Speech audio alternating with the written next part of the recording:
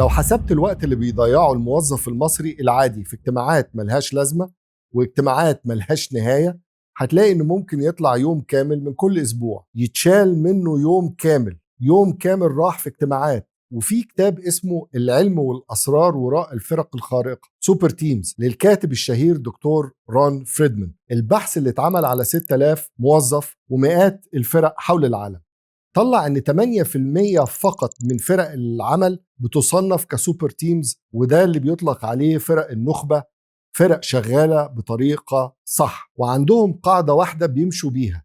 الحلقة دي هتديك القاعدة ديت والاسلوب ده تقدر تنفذه من بكرة الصبح. دي قناة نكست نوليدج وانا نديم خورشيد، فنجالك اللي بتحبه وخلينا نبدأ.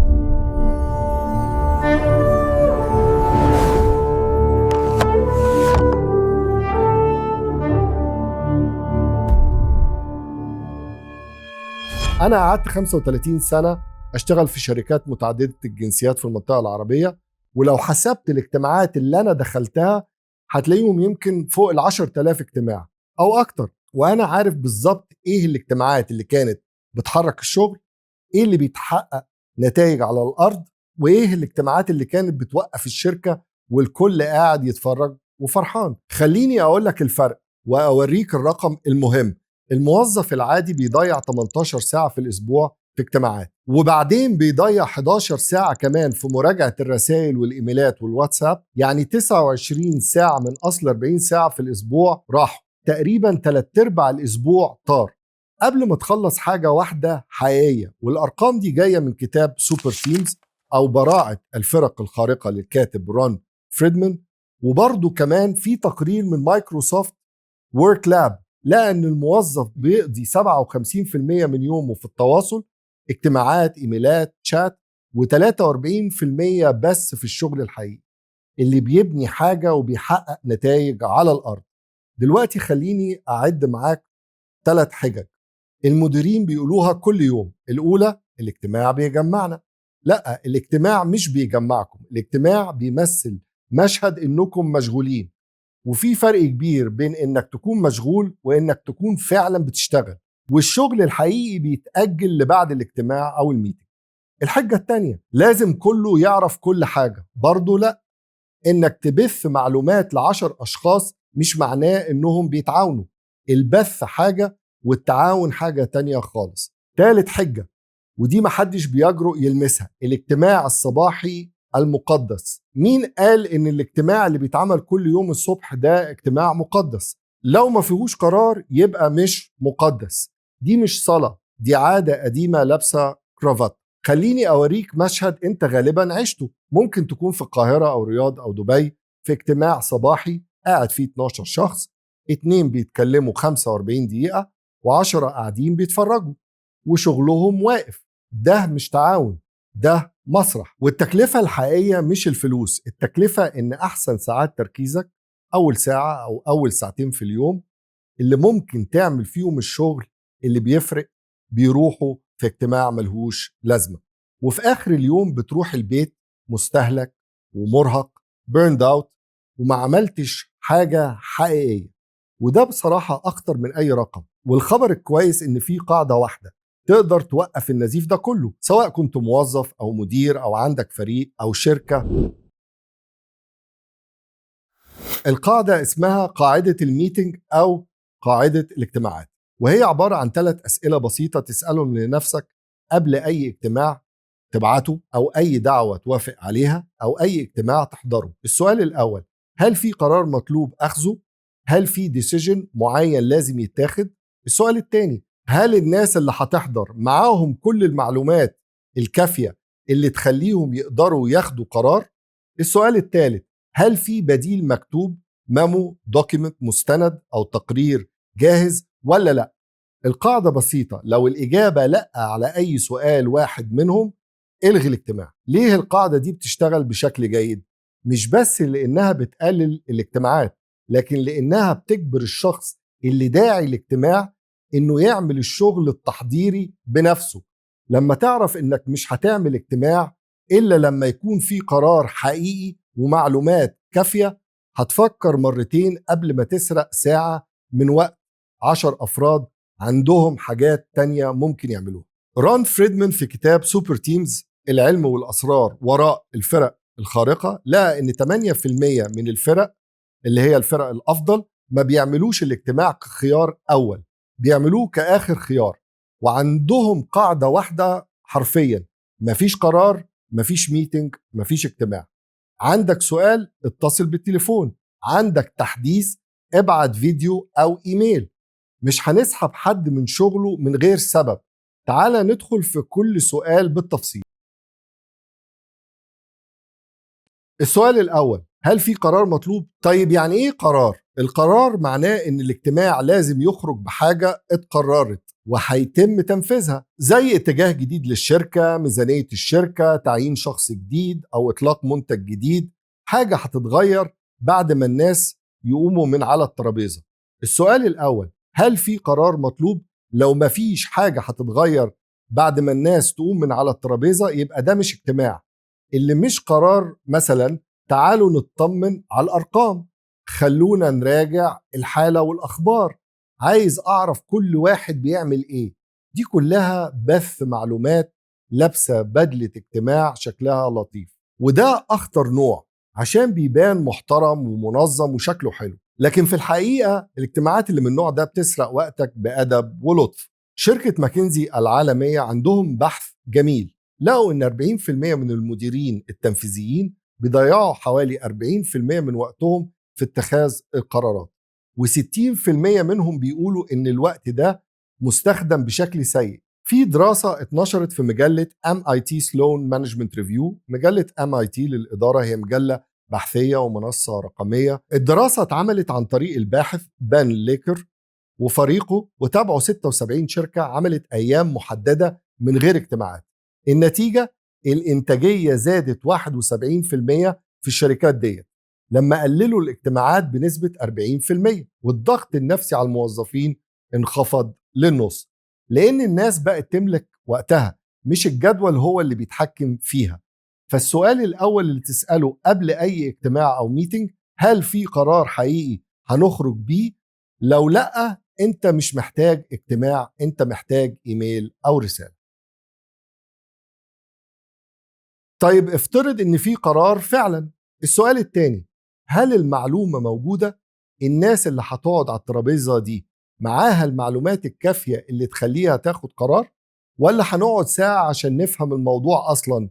ده من أكتر العادات المنتشرة عندنا في المنطقة بتاعتنا، ثقافة تعالوا نتقابل عشان نحلها مع بعض. لكن الحقيقة أنت مش بتتقابل عشان تقرر، أنت بتتقابل عشان تبدأ تفكر. وده بيتعمل قدام ناس كتير قاعدة، ممكن يكون فيها 10 أفراد لمدة ساعة أو أكتر، لمجرد أنهم يفكروا، لكن مش بياخدوا قرار بناء على معلومات متوفرة. خليني أوريك البديل. جيف بيسوس مؤسس أمازون العالمية عنده قاعدة شهيرة ناس كتير بتوصفها أنها من أغرب أساليب الاجتماعات، وهي أنه منع الباوربوينت بريزنتيشنز. بدل ما يقف حد يقدم عرض، الشخص اللي داعي للاجتماع بيكتب ميمو أو مستند أو تقرير من 6 صفحات بجمل كاملة وسرد حقيقي، وأول نص ساعة من الاجتماع الكل بيقعد يقراه في صمت، مفيش حد بيمثل إنه بيقرأ. ولما يخلصوا القراءة تبدأ المناقشة. ليه الطريقة دي عبقرية؟ لأنها بتجبر صاحب الفكرة إنه يوصل تفكيره بشكل واضح قبل ما يسرق وقت حد. لو مش قادر تكتب فكرتك في صفحتين واضحين، يبقى فكرتك لسه مش صالحة كفاية، والاجتماع مش هيخليها تنضج. بدل ما تعمل اجتماع عشان نفهم، ابعت الميمو أو التقرير قبل الاجتماع، اكتب المشكلة، الخيارات، توصيتك، والقرار المطلوب، وسيب الناس تقراه. لو بعد المذكرة دي لسه محتاجين تتكلموا، اتكلموا واجتمعوا، وكده هتوفر نص الوقت، والوضوح والدقة هتكون الضعف لكل الحاضرين. السؤال التاني: هل المعلومة معاهم؟ لو لأ، ابعت الميمو أو المستند أو التقرير الأول، وبعدين شوف هل لسه محتاجين تتقابلوا ولا لأ. السؤال الثالث والأخير: هل في بديل مكتوب؟ في أساليب العمل الحديثة في قاعدة بتقول: اجعل التواصل غير المتزامن هو الأصل. واحتفظ بالتواصل المباشر للاستثناءات فقط. يعني مش كل حاجة محتاجة إننا نتقابل عشانها. الحاجة اللي ممكن تتبعت وكل واحد يشوفها في وقته لما يكون جاهز ومخلص شغله أفضل بكتير من إنك تجمع 10 أفراد في نفس اللحظة عشان يسمعوا نفس الكلام. كال نيوبورت في كتابه A World Without Email، عالم بدون إيميل، بيقول إن الشغل اللي شكله كأنه نشاط متواصل، رسائل ورا رسائل واجتماعات ورا اجتماعات، بيدي إحساس بالإنجاز، لكن في الحقيقة بيمنع الشغل العميق اللي بيبني الشركات. عندك خبر جديد أو تحديث للفريق، ابعته فيديو 5 دقايق تشرح فيه في منصة اسمها لوم للفيديو مسجنج، موجودة في كتير من الشركات في المنطقة العربية، وكل واحد يقدر يشوف الفيديو ده في وقته. عندك سؤال اكتبه، عندك قرار محتاج مدخلات، اعمل دوكيمنت أو مستند أو تقرير ودي الناس يومين يعلقوا عليه. خليني ألمس مشكلة في منطقتنا العربية، ثقافة الفويس نوت على واتساب. احنا استبدلنا الميمو أو التقرير القصير المنظم بفويس نوت 4 دقايق في لف ودوران. الفويس نوت بيدي إحساس إنه سريع، لكن الحقيقة إنه بيسرق وقت اللي بيسمعه وما فيهوش وضوح ومش قابل للبحث بعدين. لو نفس الكلام كتبته في 3 جمل، الطرف التاني ممكن يقراه في 10 ثواني وممكن يرجع له في أي وقت. القاعدة العملية قبل ما تبعت رسالة صوتية طويلة أو تدعو لاجتماع، اسأل نفسك ده ينفع يبقى 3 سطور مكتوبة؟ وخليني أديك مثال من ثقافتنا. في رمضان الشركات بتشتغل نص يوم، بس الاجتماعات بتتضاعف رغم ان الوقت أقل. بنتوهم اننا بنعوض الوقت ده لما نعمل ميتينجز او اجتماعات اكتر. ده جنون. المفروض تكتب او تبعت وتسيب كل واحد يختار الوقت المناسب للشغل. رمضان بالتحديد مفروض يبقى شهر التواصل غير المتزامن بامتياز. في بحث عملته شركة ماكنزي على شركات فورتشن 500، يعني أكبر 500 شركة في العالم، لقوا إن الشركة الواحدة بتخسر في المتوسط حوالي 530 ألف يوم عمل من وقت المديرين بسبب ضعف جودة اتخاذ القرار. ولو حولت الوقت ده لفلوس هتلاقي إن التكلفة بتوصل لحوالي 250 مليون دولار سنويا، رواتب وأجور بتدفع مقابل وقت ما خلقش قيمة حقيقية. وخلي بالك ال 530 ألف يوم عمل وال 250 مليون دولار دول ما بيضيعوش في اجتماع كارثي واحد، بيضيعوا من اجتماع ورا اجتماع ورا اجتماع، وكل مرة حد بيقول الجملة اللي كلنا حافظينها. خلينا نرجع نناقش الموضوع ده الأسبوع الجاي. عايزك النهاردة مش بكرة افتح الكالندر بتاعة الاجتماعات وبص على آخر 3 اجتماعات جايالك، وعلى كل واحد طبق قاعدة الميتنج. هل في قرار مطلوب؟ هل الناس معاها كل المعلومات عشان تاخد قرار؟ هل في مستند أو ميمو مكتوبة بتشرح الاجتماع وتفاصيل الاجتماع ده؟ أي اجتماع عندك على الكالندر لو مش بيجاوب على سؤال واحد من ال3 دولت الغيه واكتب رسالة زي دي بالظبط: صباح الخير، راجعت الاجتماعات ديت ومفيش قرار محدد محتاجين نطلع بيه، وعشان نحترم وقت الجميع هلغي الاجتماع دلوقتي. لو في تحديثات هبعتها مكتوبة النهاردة، ولو ظهر قرار حقيقي يحتاج نقعد عشانه هرجع ليكم فورا. شكرا وتحياتي. بس 4 جمل واضحة وحاسمة، واللي هيحصل بعدها غالبا هيبهرك. الناس اللي كانت بتعاني في صمت، الناس اللي مش قادرة تقول ان الاجتماعات الكتير بتستهلك وقتها، هتحس انك بتحترم وقتهم، والاجتماعات اللي فضلت على الكالندر هتبدأ يكون لها وزن، لانها بقت موجودة لسبب واضح مش مجرد عادة. والقاعدة دي مش بس بترجع لك وقتك في الشغل، دي بترجع لك يومك، وقت عيلتك وتركيزك، الوقت اللي محتاجه عشان تعمل حاجة مهمة فعلا. وفي الختام خليني أقول لك، فرق النخبة السوبر تيمز اللي اتكلمنا عنها في كتاب الدكتور رون فريدمان مش بتنجح لأنها بتشتغل ساعات أكتر، بالعكس هي بتحمي وقتها وتركيزها أكتر. والقاعدة عندهم بسيطة: مفيش قرار مفيش ميتنج، وزي ما قال ستيف جوبز: وقتك محدود ما تضيعوش وانت عايش حياة حد تاني.